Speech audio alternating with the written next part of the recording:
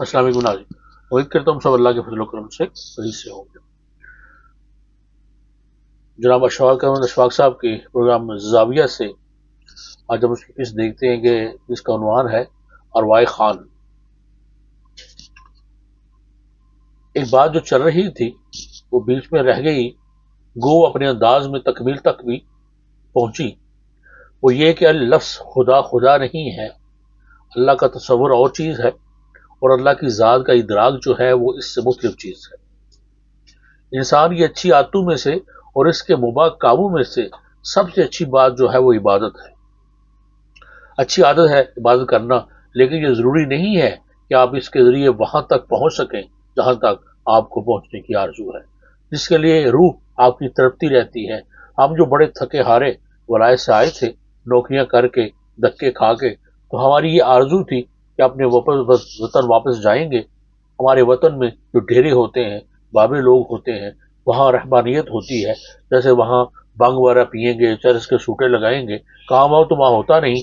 यही आमतौर पर किया जाता है कि ऐशो इशरत की ज़िंदगी होगी।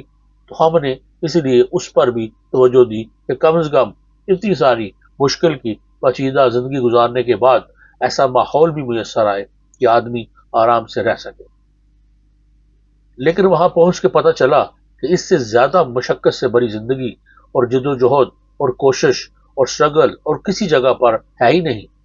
क्योंकि इबादत कर लेना और उस दीन के बारे में कुछ गुफ्तगू कर लेना ये तो बड़ा आसान काम है, लेकिन इसके अंदर उतर कर उसे अमली तौर पर इख्तियार करना ये बड़ा मुश्किल काम है। यानी तसव्वुफ शरीयत से जुदा नहीं है, ये वही नमाज रोजा है, सिर्फ इल्म के साथ साथ अमल पर भी जोर दिया जाता है। और अमल के तो हम ऐसे आदी नहीं थे कि ये कैसे किया जाए। और जिस बाबे के मुतल्लक हम बात कर रहे थे, बाबा नूर वाले, उनका अंदाज अपनी तर्ज का था। और जो बात वो करते थे वो मुख्तलिफ होती थी, तो हमें किताबों में, किताबी पन्नों में नहीं मिलती। उनके करीब के लोग बड़े शाकी होते थे। ये बात अंदर की है, लेकिन आज मैं उसका इजहार करूंगा क्योंकि उनके साहबजादे ने मुझसे शिकायत की कि देखे बाबा जी लोगों पर इतनी मेहरबानी करते हैं, लोगों के साथ इतने मेहरबान हैं, उनको चीजें भी देते हैं, रजाइयां बना के देते हैं, खाने का सामान सब फराम करते हैं, लेकिन मेरे ऊपर बिल्कुल मेहरबान नहीं है। मैं उनसे कुछ चीज मांगता हूँ तो ये कंट्रोल करके, उसके ऊपर शर्त आयद करके, और जितना हिस्सा, जितना कुछ मुझे दरकार होता है वो मुझे नहीं देते। तो ये इनकी इस बात का मेरे दिल पर भी बड़ा असर हुआ। मैंने कहा ये ऐसे होना नहीं चाहिए था। वाकई ये जो कहते हैं ठीक कहते हैं। ये जरा सी तंगी की हालत में जिंदगी बसर कर रहे हैं और इनकी शायद ट्रेनिंग है या शायद तरबियत जो हो रही है कदर सख्ती की बात है। मैंने उनसे अर्ज किया, मैं थोड़ा सा मुंह चढ़ा हुआ था, मैं उनसे बात कर सकता था। मैंने कहा देखे बाबा जी, ये साहबजादे जो हैं ये शिकवा कना है और आप उनको वो कुछ मराद नहीं देते जो कि मिल जानी चाहिए। कहने लगे मैं जानबूझ कर ऐसा नहीं करता, मेरी आरजू है कि इसको इंसान की मदद, इंसान की आरजू और इंसान के सहारे की आदत न रहे कि बिला वास्ता तौर पर खुदा से मांगे, क्योंकि जो जो आदमी दूसरे आदमी पर इशार करेगा अल्लाह से उतना ही दूर होता चला जाएगा। क्योंकि मेरा साहबजादा है, मैं ये चाहता हूँ कि इस पर सख्ती का अमल भी किया जाए। खैर वो बात उन तक पहुंचा दी, लेकिन वो उससे कुछ राजी ना हुए। लेकिन कुछ ऐसे भी आते हैं जिनको अल्लाह का बिला वास्ता तौर पर इल्म था और वो यूं समझते थे कि अल्लाह है और वो उनके कामों में पूरे का पूरा दखल दे रहा है और हावी है, और जिससे वो फरमाता है और जिस तरह से वो चाहता है उसके साथ साथ मुड़ के घूम के चला जाता है। बड़े खुशनसीब लोग थे। मुझे याद है वहां एक अशरफ लारी आया करता था। अशरफ को पतंग उड़ाने का बड़ा शौक था। नौजवान खूबसूरत चादर बांधता था रेशमी और कंधे कंधे पर न रखता था, और जब बसंत करीब आती जाती थी उसकी मांग बढ़ती जाती थी। मैंने उससे पूछा कि तुम पतंग से इतनी मोहब्बत क्यों करते हो। कहने लगे अगर आप कभी पतंग उड़ा के देखें और आपको इसका लपका पड़े तो आप इसको छोड़ नहीं सकते। उसके अंदर एक ऐसी टेली कम्युनिकेशन होती है, तार होती है, इधर से जरूर कोई मैसेज आता है, अरे उधर से जरूर कोई मैसेज आता है। जो बड़ा पतंगबाज होता है उनको पैगाम आते हैं। तो मैंने कहा तुम यहाँ भी आते हो, डेरे पर भी बैठते हो, बाबा जी की बातें भी सुनते हो और खिदमत भी करते हो लोगों की, अल्लाह रसूल को भी मानते हो और हमसे बेहतर मानते हो, ये कैसे। तो उसने कहा ये सब कुछ जो मुझे मिलता है ना, ये मेरी गुड्डी उड़ाने से मिलता है। मैंने कहा ये क्या राज है। कहने लगा जब पतंग بہت دور چلی جاتی ہیں اور ٹکی ہو جاتی ہے۔ وہ لفظ ٹکی استعمال کرتا تھا، یہ کہ ٹک جاتا ہے ایک جگہ پر اور نظروں سے اوجھل ہو جاتا ہے، مجھے دکھائی نہیں دیتا، صرف مجھے نہیں دکھائی نہیں دیتا بلکہ کسی کو بھی دکھائی نہیں دیتا، اور میرے ہاتھ میں صرف اس کی ڈور ہوتی ہے۔ تو اس نہ نظر آنے والے کی جو کھچ ہوتی ہے میرے ہاتھ میں، اس نے مجھے اللہ کے قریب کر دیا ہے، کیونکہ میرا دل پر اللہ کی بھی کھچ ویسی پڑتی ہے جیسے اس پتنگ کی ڈور میرے ہاتھ پر ہوتی ہے۔ اب دیکھیے کہ ہم جو بڑی کتابیں پڑھ کے، بڑا علم سیکھ کے، بڑے بڑے کیسٹ سن کے اور ولایت میں جھگڑے اور بحث و مباحثے کر کے آئے، ان کے پاس کچھ نہیں تھا۔ وہ جو ہمارا پتنگ باز سجنا تھا، وہ اسی کے زور پر ٹکی ہوئی پتنگ کو، اس کے دباؤ کو محسوس کرتا تھا۔ وہ کہتا ہے اشفاق صاحب آپ کو کبھی کھینچ نہیں پڑتی اللہ کی طرف سے؟ میں نے کہا نہیں، ویسی تو نہیں جیسی تم کہہ رہے ہو۔ کہنے لگا وہ انسان کے دل کو ایسے کرتا ہے۔ میں نے کہا کہ نہیں اشرف، یہ تو ہمارے مقدر میں نہیں ہے۔ ہمارے وہاں ایک صاحب تھے ڈیرے پر، حاجی صاحب، مجھے ان کا نام بولتا ہے، بہت خوبصورت ان کی آنکھیں تھیں، اور وہ وہاں رہے، کچھ تعلیم حاصل کرتے رہے۔ پھر ایک دن کہنے لگے میں واپس چلا جانا چاہتا ہوں آپ نے رحیم یار خان، وہاں جا کر میں کچھ لوگوں کو تبلیغ کروں گا اور جو کچھ میں نے یہاں سیکھا ہے وہاں جا کر ان کو بتاؤں گا، مجھے اجازت دیں۔ آپ نے کہا بالکل ٹھیک ہے آپ جائیں، لیکن میری آرزو یہ تھی کہ آپ کچھ اور یہاں ٹھہرتے اور ہمیں خوشی ہوتی۔ آپ ہماری جان جانی ہیں، ہم بھی یہ چاہتے ہیں کہ حاجی صاحب کچھ دیر رہتے، لیکن وہ مصر تھے اس بات پر میں جاؤں گا۔ آپ ہمارے جان جانی ہیں، ہم بھی یہ چاہتے تھے کہ حاجی صاحب کچھ دیر رہتے، لیکن وہ مصر تھے اس بات پر میں جاؤں گا۔ اور بابا جی کا اس پر اصرار ہوتا کہ جب تک تمہارا رابطہ اللہ سے پورے کا پورا سالم کا سالم نہیں ہوگا، تب تک آپ دیوار سے ڈور لگا کر اس کے ساتھ کمیونیکیٹ، اس کے ساتھ گرین لائن پر کچھ بات نہیں کر سکیں۔ اس وقت آپ کی عبادت یا آپ کا یہ سچ کا تجربہ ایسا ہی ہوگا، شنیدہ سنا ہوا۔ واجد صاحب نے کہا جی میں وہاں جا کر انشاءاللہ یہ جو آپ سب کچھ فرماتے ہیں بیان کروں گا۔ انہوں نے کہا ٹھیک ہے۔ جب وہ جانے لگے تو تھوڑے سے افسردہ تھے کہ حاجی صاحب جا رہے ہیں۔ انہیں بلایا، بابا جی کہنے لگے تم جاؤ گے اپنے رحیم یار خان تو تمہارے گاؤں کتنی دور ہے؟ اس نے کہا میرا چک وہاں سے کوئی 5-6 میل کے فاصلے پر ہے۔ کہنے لگا وہاں لوگ بھیڑ بکریاں بہت رکھتے ہیں۔ کہنے لگا ہاں وہاں تو بھیڑوں کے گلے ہوں گے۔ کہا تو جب تم اپنے گاؤں میں داخل ہوگے تو تم بھیڑوں کے ریوڑ کو کراس کرو گے، کہیں نہ کہیں چر جگ رہے ہوں گے؟ اس نے کہا ہاں جی ضرور ہوں گے۔ کہنے لگا جب تم بھیڑوں کے ریوڑ کے پاس پہنچو گے تو اس ریوڑ میں کتے بھی ہوتے ہیں، پاس پانی کے لیے حفاظت کے لیے رکھتے ہیں۔ انہوں نے کہا ہاں جی ہوں گے۔ تو انہوں نے کہا تم یہاں رہے ہو اتنی دیر تک، اب تک تو واقف نہیں ہوگے، اب ان کتوں کو کس طرح عبور کرو گے، کیسے کراس کرو گے؟ اس نے کہا جی اگر کسی کتے نے میری اوپر حملہ کرنے کی کوشش کی تو میں پتھر اٹھا لوں گا۔ تو بابا جی نے کہا وہ تو 4-5 کتے ہوں گے اور آپ ایک، کیونکہ ایک کو پتھر مار لیں گے، ٹھیک وہ زخمی ہو سکتا ہے، 3 آپ کو پکڑ لیں گے۔ حاجی صاحب کچھ پریشان ہو کے کہنے لگے میں جی کچھ ایسا کروں گا کہ وہاں سے ایک لکڑی توڑ لوں گا، وہاں سے چاروں میرے پیچھے پڑے تو زور سے گھماتا ہوا چلوں گا اور پھر انہیں اپنا بچا کر کچھ نہ کچھ کر لوں گا۔ انہوں نے کہا میں تو تم سے یہ جو کہہ رہا ہوں وہ تو ایک کتے کو لگ جائے گی، 2 کو لگ جائے گی، تم تو گزرو کیسے؟ یہ تو مشکل پڑ جائے گی تمہارے لیے، چاہے لکڑی گھماتے ہوئے گزرو۔ حاجی صاحب تو سوچ میں پڑ گئے، ہم بھی سوچ میں پڑ گئے کہ بھائی ان کو کراس کرنا بڑا مشکل کام ہے۔ تو حاجی صاحب ہم سے زیادہ سمجھدار تھے، عمر میں بھی بڑے تھے، کہنے لگے حضور آپ فرمائیں کہ ایسی حالت میں ایسے موقع پر کیا ہونا چاہیے؟ تو بابا جی نے کہا صاحب طریقہ یہ ہے کہ ان کو پریشان کیے بغیر اور ان کو اپنا آپ دکھائے بغیر سب سے پہلے آپ گڈریے کو آواز دیں، وہ آپ کی آواز سن کر جگی سے نکل آئے گا۔ آپ اسے کہیں گے کہ میں یہاں سے گزرنا چاہتا ہوں، وہ کتوں کو آواز دے گا اور وہ آرام سے بیٹھ جائیں گے تو آپ گزر جائیں گے۔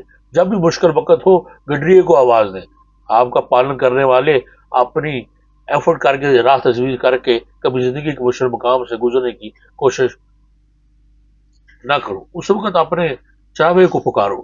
تو حاجی صاحب کی سمجھ میں بات آ گئی، انہوں نے کہا ابھی میں چراوے کو پورے کا پورا آواز دینے کے قابل نہیں ہوا، میں ابھی رہوں گا آپ کے پاس اور میں یہ سیکھوں گا کہ اس کو آواز کس طرح دی جاتی ہے۔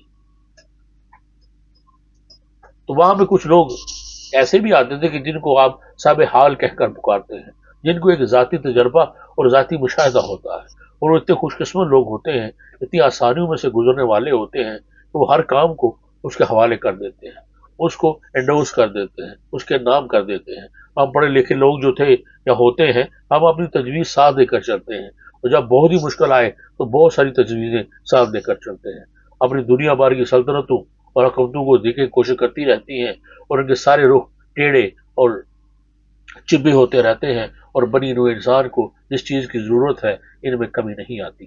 چند روز ہوئے میں اپنی بنیاد استری کر رہا تھا، میری بنیاد کھدر کی ہوتی ہے، سلوٹیں پڑ جاتی ہیں، ہاتھ کی سلی ہوئی بنی بنیاد مجھے ملتی ہی نہیں، سلوانی پڑتی ہے، تو میں چاہ رہا تھا کہ اس کو استری کر کے پھر پہنوں، تو خوش دلی کے ساتھ اس کو استری کر رہا تھا۔ ابھی شروع ہی کیا تھا کہ ٹیلی فون کی گھنٹی بجی تو مجھے ٹیلی فون سننا پڑ گیا۔ اس میں کچھ دیر بات ہوتی رہی، میں استری ویسے ہی چھوڑ آیا، لوٹ کے گیا بات کرنے کے بعد، تو پھر میں نے اٹھائی استری، اب میں پھر استری کرنے لگا، لیکن اس پر استری کا کوئی اثر نہیں ہوا میری بنیاد پر۔ تو میں پریشانی کی حالت میں نے دیکھا کہ یہ کیا ہوا، دیکھا تو میں نے اس پلگ کا پلگ تو آن ہی نہیں کیا تھا۔ جب تک پلگ کا کنیکٹ نہ ہو تو اس سے کچھ نہیں ہوتا۔ میری استری پوری تھی، ولایت کی بنی ہوئی تھی اور بالکل نئی بھی تھی، بس اس میں خرابی تھی کہ وہ کنیکشن نہیں لگا، پلگ نہیں لگا تھا، اس لیے وہ تو سلوٹیں تو ویسے کی ویسے رہ گئیں۔ اپنی زندگی میں بھی ہم نے ملاحظہ فرمایا ہوگا، جب کنیکشن نہ لگے تو زندگی کی سلوٹیں نکلتی نہیں ہیں، اور لگانے کے لیے بات اس کی ہوتی ہے کہ پلگ کسی نہ کسی طرح سے ڈائریکٹ لگ جائے، ویسے بھی لگائیں جیسے تاروں کو کنڈے لگا دیتے ہیں، وہ بھی بڑی ٹیڑھی بات ہے، لیکن صحیح طور پر اگر پلگ لگے تو اس کا لوگ فائدہ اٹھاتے ہیں۔ فرانس کے ملحہ میں نے دیکھا ہے کہ وہاں سعود کے خاص طور پر وہ سمندر میں اترنے سے پہلے ایک دعا مانگا کرتے ہیں، بڑی مختصر تھی، اور وہ دعا یہ ہوتی ہے کہ اللہ تیرا سمندر بہت بڑا ہے اور میری کشتی بہت چھوٹی ہے۔ بظاہر یہ معمولی سی دعا ہے، لیکن اس میں اتنا اعتراف ہوتا ہے اور اتنی قربت ہوتی ہے خدا کے ساتھ ان کی، اور اتنا رابطہ ہوتا ہے کہ جب وہ اترنے لگتے ہیں، وہ سعود فرانس کے لوگ اس یقین کے ساتھ ہوتے ہیں کہ یہ واقعی اس اللہ کا سمندر ہے اور وہ اس کا مالک ہے، اور میری جو کشتی ہے یہ واقعی چھوٹی ہے اور اتنا بہت برداشت نہیں کر سکتی اتنا کہ اسے کرنا چاہیے۔ ہمارے پاس جان کر لوگ بات کا سمجھنے والے بھی اور احساس رکھنے والے بہت سے ہیں اور ہیں بھی۔ مجھے ایک واقعہ یاد آتا ہے جان کر لوگوں میں سے ایک کا۔ میرے ایک دوست سے، سلطان راہی ان کا نام تھا، آپ نے ان کو فلموں میں دیکھا ہوگا۔ باوجود اس کے کہ میرا تعلق ریڈیو ٹیلی ویژن سے تھا، لیکن ہمارا رشتہ فلم سے وہ نہیں تھا، ایک اور حوالے سے ہم ایک دوسرے کو جانتے تھے۔ ہمارا رابطہ اپنے طور پر خفیہ انداز کا رہتا تھا، اسے اجاگر کرنے کی چندہ ضرورت نہیں تھی۔ ایک روز میرے پاس ٹی وی میں ان کا پیغام ملا کہ آپ آئیں، ایک چھوٹی سی محفل ہے، اس میں آپ کی شمولیت بڑی ضروری ہے اور آپ اسے پسند کریں گے۔ میں نے کہا بسم اللہ۔ ہمارے یہاں لاہور میں ایک علاقہ ہے نسبت روڈ، جہاں پر دیال سنگھ کالج ہے، اس کے عقب میں چھوٹی چھوٹی گلیاں ہیں جہاں اچھے اچھے لوگ رہتے ہیں، وہاں پر انہوں نے انتظام کیا تھا۔ بڑی اچھی ایک بیٹھک تھی اور جالی والا دروازہ، اس کو صاف کر کے اگر بتیاں جلا کے سلطان راہی نے بندوبست کیا تھا۔ سلطان راہی کو شاید آپ جانتے ہیں یا نہیں، اسے قرات کا بڑا شوق تھا اور اس کا ایک اپنا انداز تھا، اپنا ایک لہجہ تھا۔ کبھی کوئی فنکشن شروع ہوتا تھا تو لوگ ان سے کہتے تھے کہ آپ قرات کریں، وہ کر دیتا تھا، لیکن اس کا ایک اور پہلو جو تھا وہ قرات کے ساتھ وابستگی کا، اسے کم لوگ جانتے تھے۔ تو وہاں بیٹھے تھے تو اس کے ساتھ ایک اور آدمی بھی تھا، گاؤں کا پینڈو آدمی، اس نے دھوتی باندھی ہوئی تھی، کندھے کے اوپر اس کے کھیس تھا، سادہ سا آدمی، کچھ اتنا زیادہ متاثر کن بھی نہیں تھا جتنا اس کو ہونا چاہیے تھا۔ تو انہوں نے کہا ان سے ملے، یہ با رفیق ہے۔ با رفیق بھی اس محفل میں شامل تھا۔ ہم 10 11 یا 15 لوگ دیوار کے ساتھ دو لگا کے بیٹھ گئے۔ سلطان راہی نے کہا آپ کو اپنی کچھ قرات سناتا ہوں۔ ہم نے کہا بسم اللہ۔ انہوں نے کہا کہ میں سورہ مزمل پڑھوں گا، تو کہا سبحان اللہ، اور کیا چاہیے تھا۔ تو سلطان راہی نے اپنے انداز میں، اپنے لہجے میں اور اپنی آواز میں سورہ مزمل کی تلاوت شروع کی، بہت ہی اعلیٰ درجے کی، اور لوگوں نے اسے بہت پسند کیا۔ وہ پڑھتے رہے، ہم دیوار کے ساتھ ٹیک لگا کر سنتے رہے، اور جب ختم ہو گئی تو سب کے دل میں تھا آرزو کہ کاش ایک مرتبہ پھر اسے پڑھ سکے، لیکن انہوں نے بند کر دیا۔ پھر انہوں نے بارفیق کی طرف دیکھا اور اسے کہا جی آپ بھی فرمائیں، ہمارا اندازہ نہیں تھا کہ ایسا سیدھا سا آدمی بولے گا۔ تو بارفیق نے کہا جی میری آرزو بھی سورہ مزمل سنانے کی تھی، لیکن چونکہ انہوں نے سنا دی تو ہم نے کہا نہیں نہیں، آپ بھی ہم کو یہی سنائیں، اس میں کیا حرج ہے، تو آپ اپنا شوق پورا کریں۔ تو ہم نے یہ آرزو کر رہے تھے کہ دوبارہ شروع ہوتی، اور کہنے لگے بسم اللہ۔ انہوں نے بیٹھ کر خواتین و آزاد اپنے اس انداز میں کھیس کندھے سے اتار کر گود میں رکھ لیا، اس کے اوپر کونیاں رکھ کے بیٹھ گئے اور سورہ مزمل سنانی شروع کی۔ آپ نے بے شمار کیسٹ سنے ہوں گے، بے شمار قاریوں کو سنا ہوگا، انہوں نے جو سنایا اس کا اپنا ایک انداز تھا۔ جو جو سناتے چلے جا رہے تھے، ہم سارے آدمی نے جو بیٹھے تھے یہ محسوس کیا کہ اس بیٹھک میں تاریخ کا کوئی اور وقت آ گیا ہے، یہ وہ وقت نہیں ہے جس میں ہم زندگی گزار رہے ہیں۔ اور ہم لوگوں کو ایسا لگا کہ ہم قرون اولیٰ کے مدینہ شریف کی زندگی میں ہیں، اور یہ وہی عہد ہے اور یہی وہی زمانہ ہے، اور ہم ان خوش قسمت لوگوں میں سے ہیں کہ جو اس عہد کی آواز کو ویسے ہی کسی آدمی کے منہ سے سن رہے ہیں۔ یہ سب کا تجربہ تھا، عجیب و غریب تجربہ تھا۔ ہم نے یوں محسوس کیا جیسے اس کمرے میں بیٹھک میں عجیب طرح کی روشنی تھی۔ ہو سکتا ہے یہ ہمارا خیال ہو، لیکن اس کی کیفیت ایسی تھی کہ اس نے سب کے اوپر ایک سحر کر دیا تھا۔ پھر وہ ختم ہو گئی۔ ہم نے زبان سے شکریہ نہیں ادا کیا، کیونکہ ہم سارے اتنے جذب ہو گئے تھے کہ بولا ہی نہیں جا رہا تھا۔ البتہ ہماری نگاہوں میں، جھکے ہوئے سروں میں اور ہماری کفیت سے یہ صاف طور پر واضح ہوتا تھا کہ جو کفیت تھی، یہ جو گزری تھی، جو کچھ اور ہے۔ تو کوشش کر کے، ہمت کر کے میں نے کہا راہی صاحب، ہم آپ کے بہت شکر گزار ہیں۔ پہلے آپ نے مزمل سنا کر، پھر آپ نے میرے دوست کو لا کر تعارف کروایا اور قرآن سنوایا۔ یہ کفیت ہمارے اوپر پہلے کبھی طاری نہیں ہوئی، ہم سمجھ نہیں سکے تھے۔ تو سردار راہی نے کہا باجی، بات یہ ہے کہ میں سورہ مزمل جانتا ہوں اور بہت اچھی جانتا ہوں، لیکن یہ جو شخص ہے یہ مزمل والے کو جانتا ہے، تو اس لیے بڑا فرق پڑا۔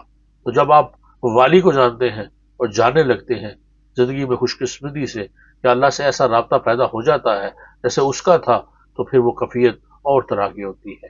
اور میں وہ یقین دلاتا ہوں کہ جو کفیت ہوتی ہے یہ مختلف ہوتی ہے اور زندگی میں ساری عمر ساتھ چلنے والی ہوتی ہے۔